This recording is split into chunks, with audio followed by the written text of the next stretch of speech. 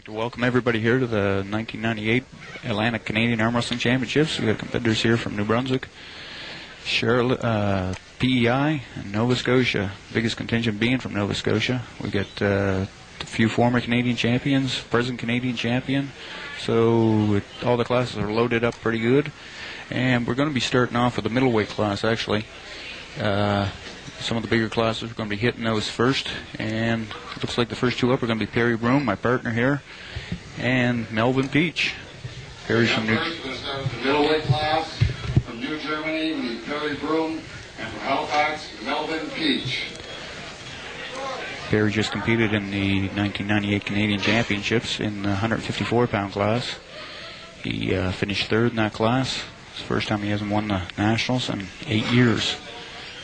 So Perry's, even though he's down a few weight classes, he's going to be one of the tougher ones in here. And he's going against Melvin Peach. Melvin's from Halifax. Melvin's been competing for quite a few years now. Wait for Melvin to get to the table. Chalk up. And Perry's up there. He's on your left-hand side in the black shirt. And Melvin's on your right-hand side in the black and gold shirt. This is the middleweight class, up to 180 pounds. The referee's going to make sure they're all set up. Everything is up to their specifications. Make sure the wrists are in the center of the table. The wrists are straight. And just a count of ready, go. And we have our first slip out of the day. So the referee.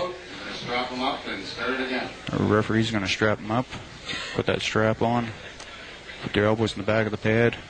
Strap goes around the hands and around the wrists, and that way you don't come out. It's a tough way to pull, and a few pulls like this and takes its toll on you after a long day. See now the strap's going around the wrist and it comes back up and it hooks in. Again, the referees are making sure the elbows stay back, and the spot judge holds the hands to make sure everything's staying fair, because even in the straps you can get a little bit of advantage by sliding your elbow ahead, trying to grab up a little higher. And then once they get that, they'll strap hooked up, they'll take and set them up again and let them go. I think the advantage here will be going to Perry. He's got a lot more experience in these straps. These guys are originally both from down around the same area. Perry's from New Germany. Now Melvin's living in Halifax. And Perry's making sure he gets that strap just right. It's one thing, you got to make sure everything's just right before you start off here. The slightest little problem you've got, if you don't get it straightened out, can mean the difference between winning and losing. So here we go again. Melvin Peach up there on the right-hand side.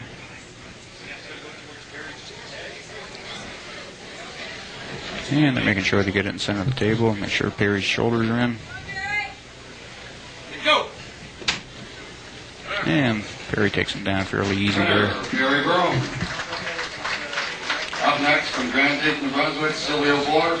And from Belfast, Prince Edward Island, Charlie McGagan. Yeah, we got a couple of Maritimers coming up here. Sylvia Bork's been arm wrestling.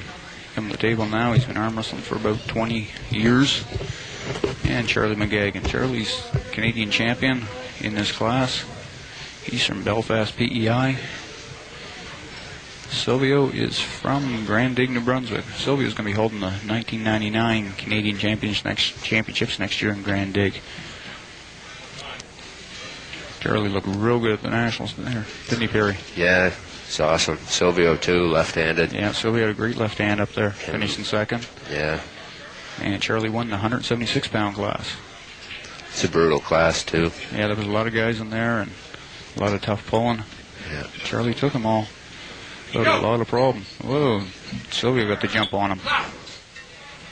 And we got an elbow foul there on Charlie McGagan. This may turn into a good pull. Yeah. Both of them into the hook. If Charlie you can't underestimate Silvio. No. Silvio's got a lot of power. They pulled in the same class, too, right-handed, didn't they? Thunder Bay. Yeah. Silvio finished down a ways, but Silvio's always so close, but he seems to be so far away at times, too. He could beat a lot of guys that he ends up losing to. Yeah. Big mind game comes into it after a while. Yeah, he seems to lose them. I think he beats himself most of the time. Yeah. And he's getting ready here now. He wants to take on Charlie. Oh, it was a nice catch there. Silvio. Yeah, Silvio caught him good. They're going to strap him up. Smart move by Charlie, just getting out of there. Yeah. Going for the pin. Yeah, Silvio had his hand, so he didn't want. Charlie didn't want to stay in that grip. He was going to lose that, and he pulled that out. Sure and I both know, afraid you can create a lot of pressure when you got some guy's finger. Yeah, that's right. Jam on the wrist. And you got to do that right too to get out of there. Otherwise, the referee can ding you for an intentional slip-out foul, which you don't really want. If Silvio hadn't moved his hand a bit, maybe Charlie would have got dinged for that slip-out foul. But Silvio made a move at the same time instead of grabbing on and holding on to his fingers. He kind of caused a bit of that slip-out. That's why they're putting the straps on instead of giving anybody a foul on that one. And again, the strap's also important. Some guys like having that strap really high. Some guys like it having really low on their wrist. The most you can come down is 1 inch below the wrist line. So Silvio's getting his adjusted up really high. I notice a lot of the guys in Ontario not like having theirs pulled down quite a bit. Yeah. Or mostly everybody down here likes it nice and high. I prefer to strap really high in the wrist. Yeah, me too. I find it binds up too much when you put it down too low. I find they're a lot into hooking out there. Yeah, so maybe it's helping them that way, where a lot of the guys down here are top rollers, although Charlie can hook with the best of them. Yeah. And the difference between hooking and top rolling, top rolling is when you're rolling the guy's wrist out. Hooking's when what you see most guys doing over the kitchen table, they lock in and their wrists go right in and around, and which happened in the first match actually. But we shall see what happens here. Charlie should be pretty good in these straps. Yeah, I say he's going to top roll here. Charlie's going to come back. Yeah, it looks good. Yeah. Silvio's wrist looks like it's down a bit. And his wrist is dropped down, whereas Charlie's more straight up and down. He's got his fingers high too. Yeah. Controlling the back of his hand. Yeah, Charlie's only been at it for a few years now, but boy, has he ever improved over the last couple of years. He took that one. Up next from Beaverbank. Now up next against Warren Latimer. Warren Latimer.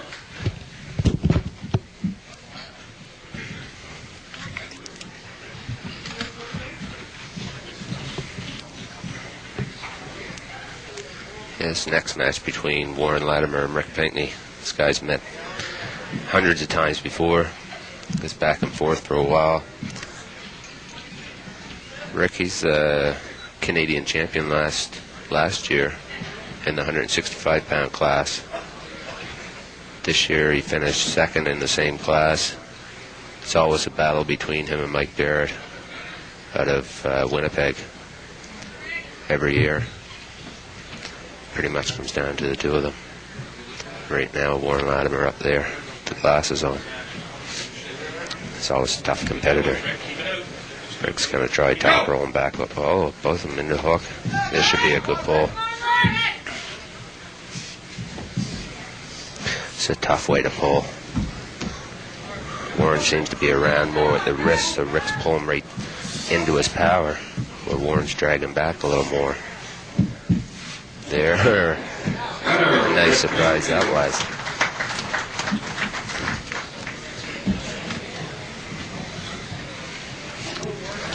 Shows right there why he's a Canadian champion. That's not exactly the way I wanted to start out. I'll tell you, it definitely gets the blood flowing. And once you get in there too, the main thing is you want to stay nice and tight, not spread apart, because the further apart you get, the weaker you get. Now both Perry and Charlie both decided to go a few classes here today. So this could be very interesting.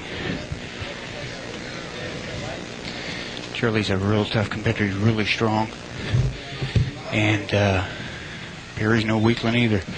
He may not look that big, but he packs a pile of power into his hits.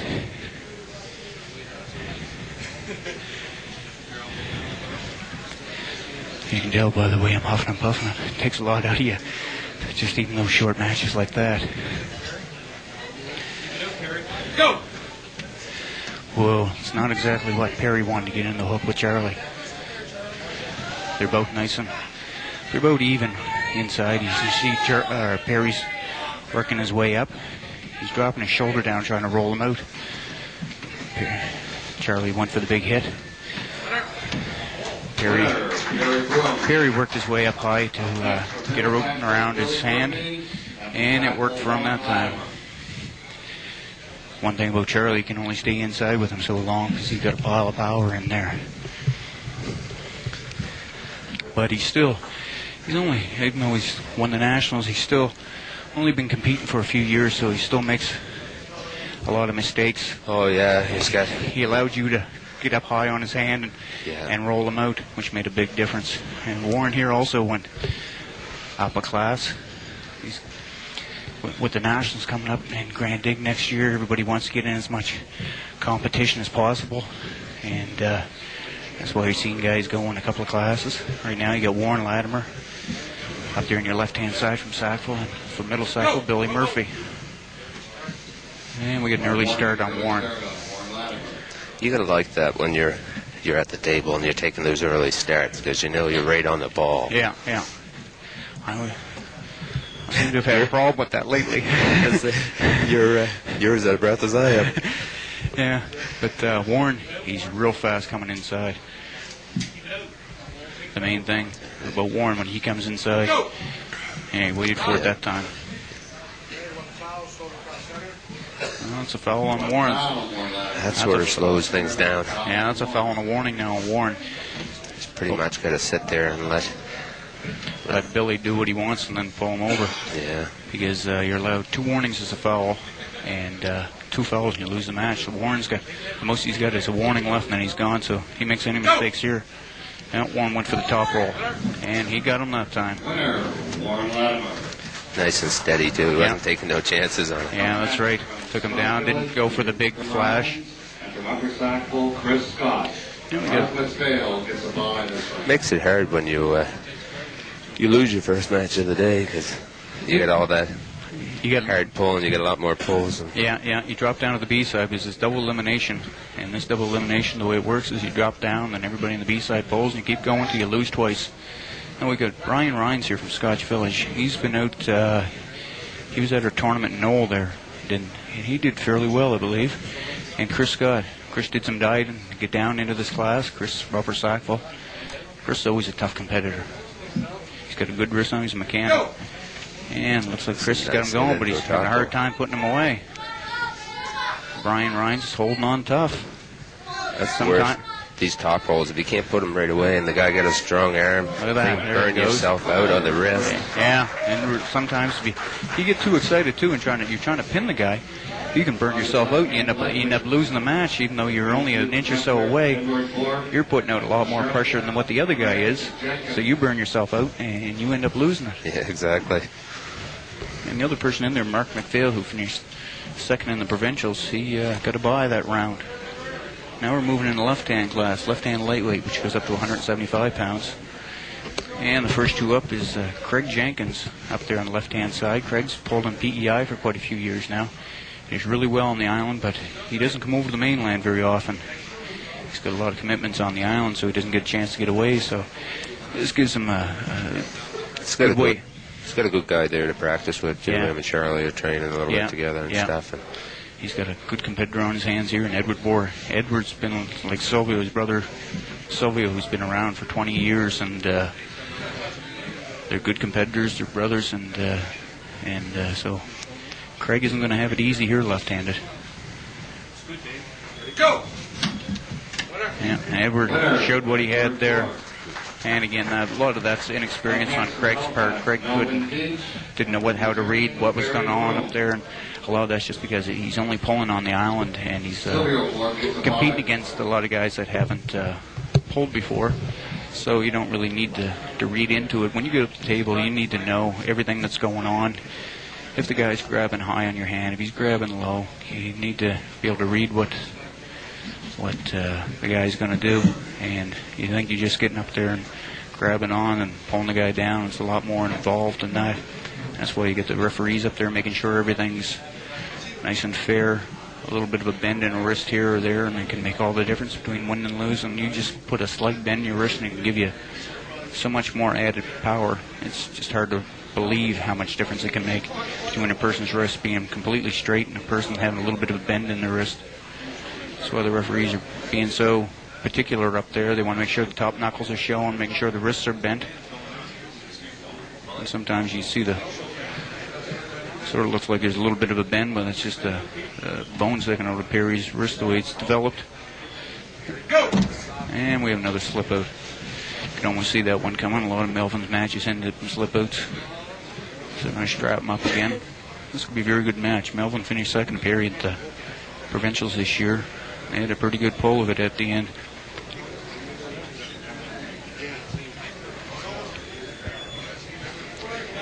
Now they're strapping him up again. You see a lot of these when you get a lot of the top competitors around. You see a lot of strap matches. A lot of guys are going for the same move all the time, so and that's the way you end up slipping out. Plus your hands, even though you get chalk and rosin, and in some guys' cases stick them.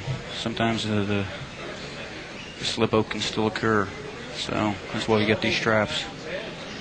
And these straps make all the difference in the world. Not just because you get the straps on, it limits your amount of movement that you can put into your moves, and it involves a lot more wrist power now too.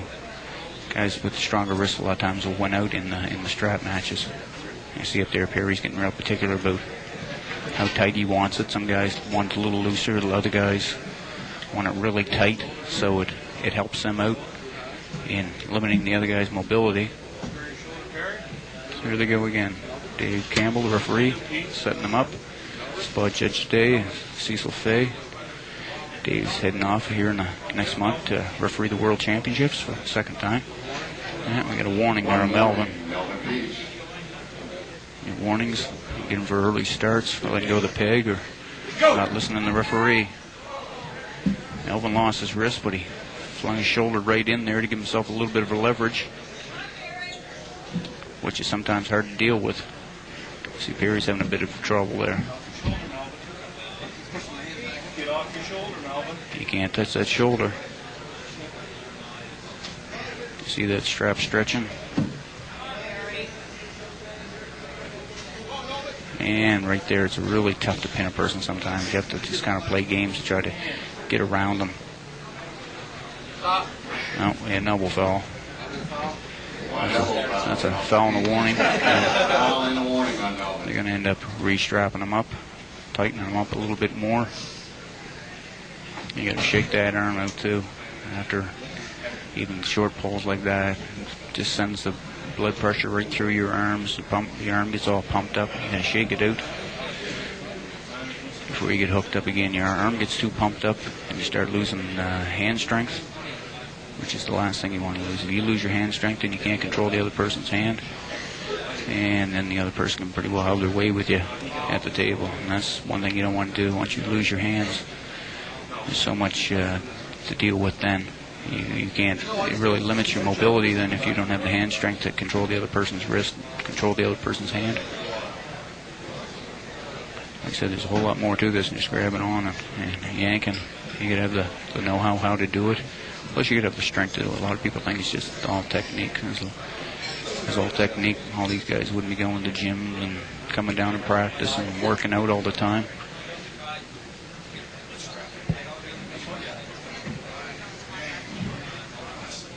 Oh, they're getting all set up there again. Perry wanted to get as much pulling in. I think finishing third this year at the Nationals kind of opened his eyes. Just got to get a lot more tournaments in.